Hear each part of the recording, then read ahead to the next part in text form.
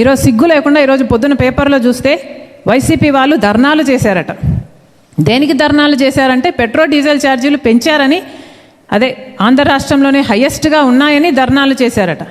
ఒక్క చోటైనా జగన్మోహన్ రెడ్డి గారైనా ఏ నాయకుడైనా మా ప్రభుత్వంలో కూడా మేము ఇలాగే చేశాము, మా ప్రభుత్వంలో కూడా అప్పుడు కూడా ఆంధ్ర రాష్ట్రంలోనే హయ్యెస్ట్ డీజిల్ పెట్రోల్ని ఒక్కడైనా నిజాయితీగా చెప్తున్నాడా?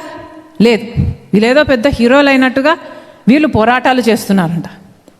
పోనీ చంద్రబాబు గారు ఆ రోజుల్లో జగన్మోహన్ రెడ్డి గారు అంత వేటేస్తున్నారు, అంత సెస్సులేస్తున్నారు అని ఆ రోజు చంద్రబాబు గారు పెద్దగా చెప్పారు, ఉద్యమాలు చేశారు, మేము వచ్చినప్పుడు తగ్గిస్తాము అని. మరి చంద్రబాబు గారు కూడా ఇప్పుడు అలాగే చేస్తున్నారు. ఇద్దరికీ ఏమిటి తేడా? దొందే. ప్రజల గురించి ఎవరు ఆలోచన చేస్తున్నారు?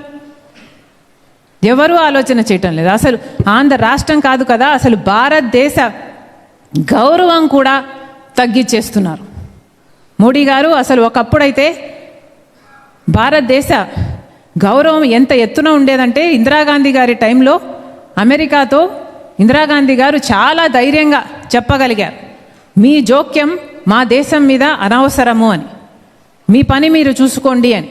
మహిళా ప్రధానమంత్రిగా ఉండి కూడా అంత గట్టిగా సమాధానం చెప్పగలిగింది ఇందిరాగాంధీ. మరి ఇప్పుడు మోడీ గారు ఏం చేస్తున్నారు? మోడీ గారి పిలక ట్రంప్ గారి చేతుల్లో ఉంది కాబట్టి ఏమీ మాట్లాడు, వాళ్ళకు బానిసయ్యాడు. సోలార్ డీల్లో అదానీ గారు జగన్మోహన్ రెడ్డి గారికి ఇచ్చిన లంచం దగ్గర నుంచి మోడీ గారి ప్రతి అక్రమానికి కావాల్సిన రుజువులన్నీ ట్రంప్ చేతుల్లో ఉన్నాయి.